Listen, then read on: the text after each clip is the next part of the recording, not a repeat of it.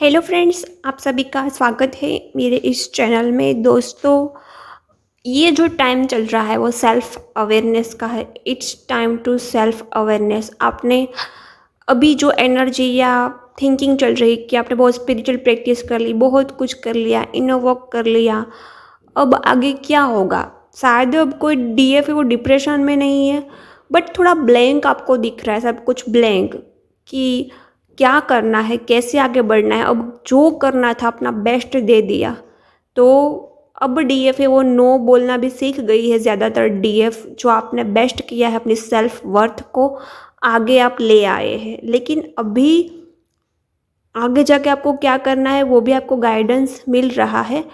दोस्तों, क्योंकि ये जर्नी है कॉन्शियसनेस एक्सपांड करने की। आपने अपना बेस्ट किया है, लेकिन ज़्यादातर डीएफ होती है ना, उसमें एक्शन की बहुत कमी होती है। अभी आपको बहुत सारे ऐसे एक्शन लेने हैं जिसके वजह से आपकी कॉन्शियसनेस है वो राइज हो पाए और भी एक्सपांड हो पाए। अपने अंदर और भी झांकना है कि और कहाँ गलती हुई है या हीलिंग बाकी रह गई है। ज़्यादातर बहुत सारी डीएफ है वो अपना बेस्ट दे चुकी है, बहुत कुछ किया है, बट अभी भी कुछ डीएफ को लग रहा है कि डिवाइन मस्कुलाइन में कोई चेंज नहीं, अभी भी उसमें लास्ट सेक्सुअल एनर्जी ही है। तो आपको ये एनर्जी उसकी सही पिक हुई है, तो इस तरह से ऐसी एनर्जी के जो डीएम है उनसे आपको यदि डिस्टेंस ही रखना है, ऐसी एनर्जी आपको दिखाई दे रही है। क्योंकि डीएम की तो ज़्यादातर अवेकनिंग 2024 में स्टार्ट हो गई है, लेकिन उसको कहीं से सुकून नहीं मिलता, तो ऑब्वियसली वो डीएफ के पास आते हैं एनर्जी लेने के लिए। तो कौन सा टाइम राइट होता है एनर्जी देने का? तो जो डीएम अभी तो पूरी तरह से अनकंडीशनल लव में नहीं आए हैं, उसके लिए राइट टाइम नहीं है। तो नो बोलना सीखना है, नहीं सीखे वो सीख जाएंगे, ताकि आप इस जर्नी को ज़्यादा ब्लॉकेज खुद ना क्रिएट करें। ओके, और जिसका भी यही है कि अब और क्या करना है, तो और आपकी मस्कुलिन एनर्जी को डेवलप करना है। मस्कुलिन एनर्जी कैसी होती है? 3D 5D लाइफ में बैलेंस रखती है, एक्शन लेती है, बाहर अपना ज़्यादा तक काम करती है। बैलेंस रखना है, फेमिनिन एनर्जी भी रखनी है, लेकिन मस्कुलिन एनर्जी भी अपनी बैलेंस रखनी है। जो हर वक्त स्पिरिचुअल प्रैक्टिस और हर वक्त मेडिटेशन स्पिरिचुअल लाइफ में ही पड़े रहते हैं, ये बुरा नहीं है, इसमें तो आपको रहना ही है, लेकिन जो 3D दुनिया है उसको भी थोड़ा जीना है। आपको किसी मकसद से यहाँ भेजा गया है, लेकिन आप ये 3D लाइफ मिस नहीं कर सकते। ओके, तो बैलेंस रखना सीखिए, मस्कुलिन एनर्जी को कंप्लीट बैलेंस कीजिए। या तो आपकी मस्कुलिन एनर्जी बढ़ जाएगी, आप ओवर कंट्रोलिंग ओवर डोमिनेट हो जाएंगे, गाली बोलने लगेंगे, ऐसी भी एनर्जी में आ जाएंगी, या आपकी मस्कुलिन एनर्जी दब जाएगी। तो अभी जो लगता है कि अब ब्लैंक है, मतलब डिप्रेशन की एनर्जी नहीं है, तो आपकी फेमिनिन एनर्जी तो बैलेंस हो गई है, इसीलिए आप डिप्रेशन फील नहीं कर रहे, लेकिन आपको सब कुछ ब्लैंक लगता है कि अब जाके क्या करूं। तो आपकी मस्कुलिन एनर्जी ही आपको एक्शन एनर्जी में लाएगी, तो अपनी एक्शन एनर्जी को एक्सपांड कीजिए। ओके, और जहाँ भी आपको थोड़ा बहुत ब्लॉकेज दिखे वहाँ अपने ब्लॉकेज पर काम कीजिए। बट अभी सेल्फ अवेयरनेस का टाइम है दोस्तों। स्पिरिचुअल जर्नी के साथ साथ ये सेल्फ अवेयरनेस की भी जर्नी है। जब भी आप फेमिनिन एनर्जी ट्रिगर होती है, फेमिनिन एनर्जी में आते हैं, तब आप बहुत ज़्यादा स्पिरिचुअल बन जाते हैं।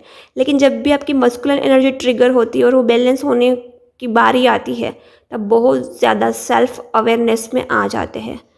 आप यहाँ तक पहुँच जाते हैं कि क्या यूज़ हो रहा है, कौन आपको इक्वल गिवन दे रहा है, कहाँ आपको कट ऑफ मारना है, कहाँ आपको बैलेंस रखना है, कहाँ आपको पहल करनी है, कहाँ आपको पहल नहीं करनी है।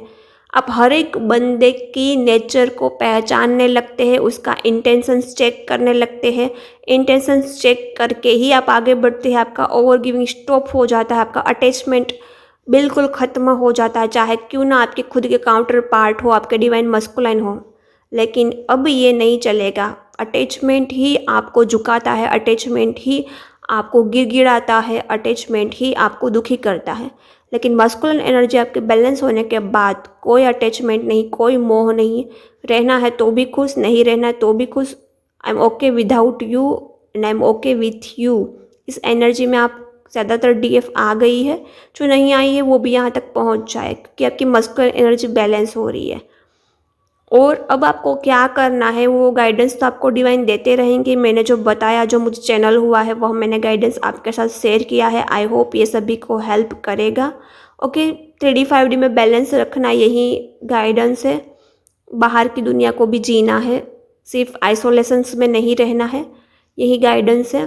और ज़्यादा से ज़्यादा एक्शन एनर्जी में रहना है, और आपका एक्शन हमेशा पीस बैलेंस में हो, आपके आसपास के लोगों को भी पीस या बैलेंस वाली एनर्जी में महसूस हो।